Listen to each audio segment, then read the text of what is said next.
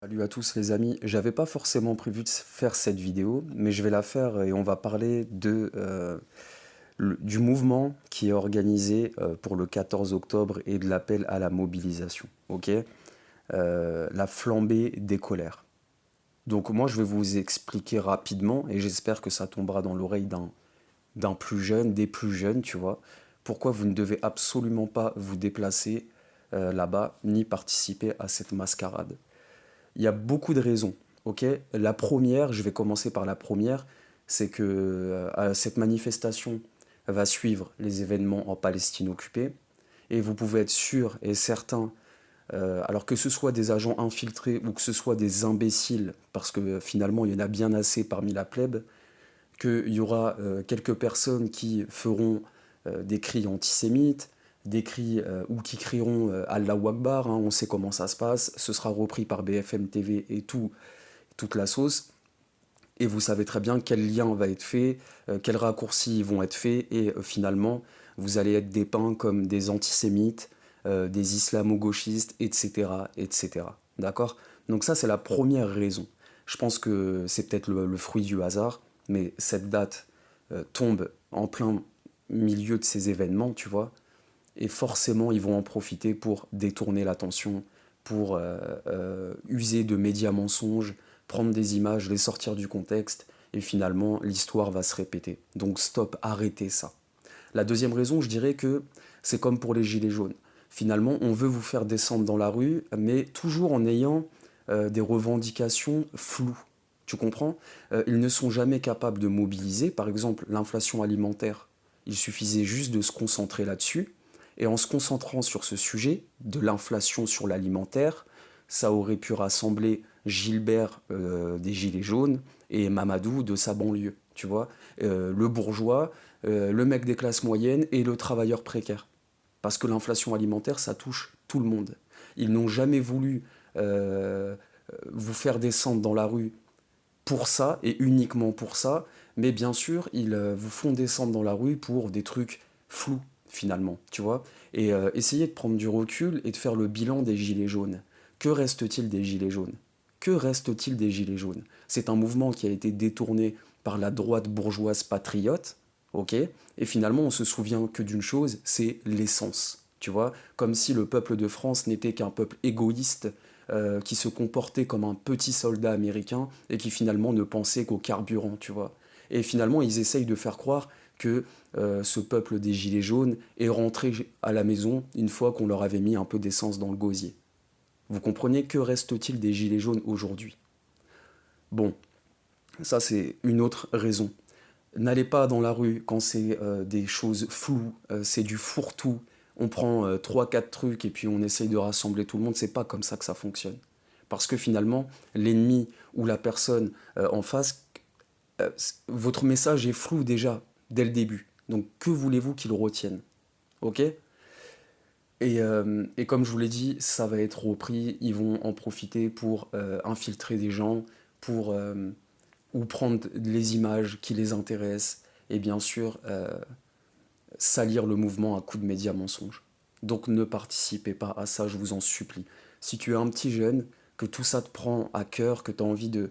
Le seul conseil que je peux te donner, profite de tes proches, profite de ta famille, informe-toi, mais ne participe pas à ces mascarades, ok? C'est l'occasion de te faire ficher, l'occasion de perdre un œil, c'est l'occasion de participer finalement à la manipulation qui va suivre, et s'il te plaît, ne te mets pas là-dedans. Tu auras, garde ton énergie pour la vraie révolte, si elle doit venir un jour, ou garde ton énergie pour élever tes enfants en révolutionnaires, mais ne participe pas à ces mascarades. Ça fait plus d'un an que les gens sautent des repas dans ce pays, ok? Et ils n'ont été capables, la dissidence, les oppositions, personne n'a été capable de prendre le sujet et de se dire que l'inflation sur l'alimentaire, c'était l'occasion de rassembler les estomacs. Ok? Il est très difficile de rassembler les esprits, mais rassembler les estomacs, ça aurait pu être faisable. L'inflation sur l'alimentaire était une occasion en or. D'accord? De la faim pouvait naître la grande révolte. Tu comprends? Peut-être que même, je me dis que la dissidence n'ont pas fait de l'inflation alimentaire un sujet parce que justement ce n'est pas dans leur intérêt. Comme je vous le dis, cette dissidence patriote bourgeoise a tout intérêt à contrôler les colères. Et je veux dire, parler de l'inflation alimentaire, ça aurait peut-être permis à la plèbe de se rassembler et de comprendre que finalement ils pouvaient faire bien des choses en étant rassemblés, sans être sous la tutelle de cette bourgeoisie, soi-disant en colère, mais qui n'est pas fichue de se révolter quand ils ne peuvent pas tirer leurs économies à la banque. D'accord? Ou quand ils se font traquer par Tracfin pour quelques milliers d'euros, ils viennent pleurer sur YouTube à la plèbe en racontant leur malheur, mais ils ne sont capables d'aucune révolte. D'accord? Donc ils ont tout intérêt à contrôler les colères. Parce que si la plèbe, le peuple des Gilets jaunes, le peuple des quartiers, le peuple de la France profonde se rendait compte que finalement, en se rassemblant sur des, tu vois, sur des trucs précis, ils arrivaient à faire bouger les choses, ça pourrait être le début d'un mouvement et peut-être qu'ils chercheraient à aller plus loin derrière, en se passant de cette droite bourgeoise patriote. Vous comprenez? Vraiment, si tu es un petit jeune, que tu as la vingtaine, euh, que tout ça, ça te prend l'esprit, tu vois, ce qui se passe en Palestine, ce qui se passe dans le pays, l'inflation, les trucs, la colère, ok. Mais ne tombe pas dans le piège. Ne tombe pas dans le piège.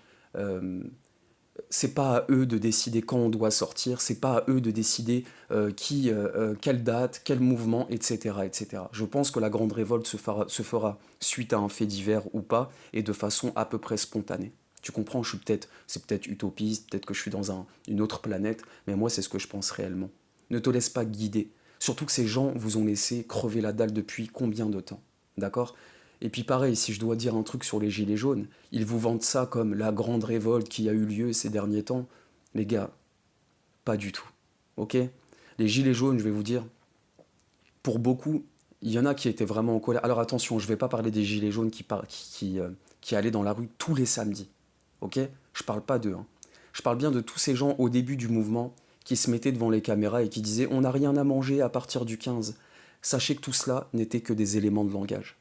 Ils ont usurpé la souffrance d'autres personnes. D'accord?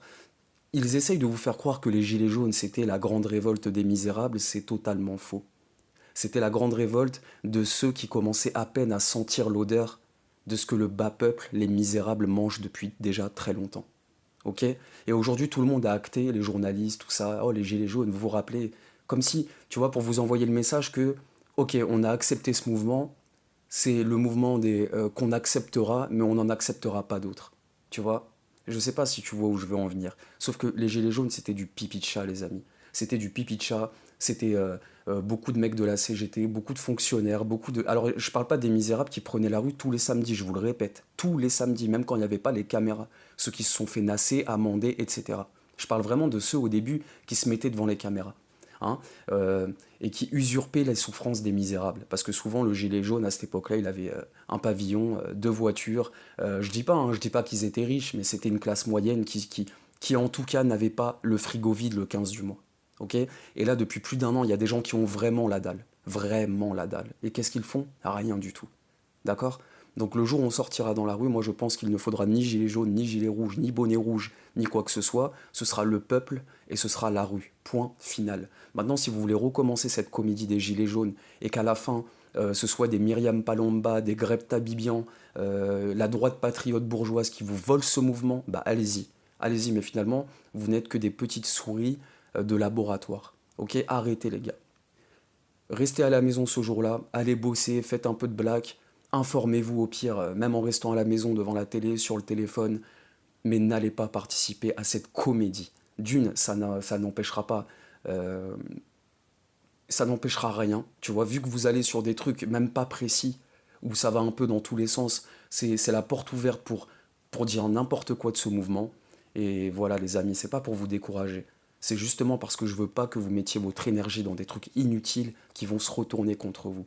Ce jour-là, si t'es un petit jeune, va trouver la femme avec qui tu feras tes enfants, informe-toi, regarde une petite vidéo de réinformation, reste à la maison, reste au chaud, ne va pas participer à ça. Sors quand ce sera sur des trucs précis, où on va pas rigoler parce que de toute façon c'est tellement précis ce qu'on demande qu'on rentrera pas à la maison tant qu'on l'aura pas. Tant que vous allez sur des trucs flous, que vous vous laissez manipuler par des chercheurs de buzz qui vont ensuite récupérer votre mouvement, on n'y arrivera pas les amis. Ne sortez pas ce jour-là, ne participez pas à cette mascarade. Et sachez bien que tout ce que je vous dis, ceux qui organisent ce mouvement le savent très bien. Ils le savent pertinemment, mais ils sont prêts, encore une fois, à recommencer, tu vois, au cas où ça pourrait peut-être marcher. Ils sont complètement dingues, ils sont déconnectés.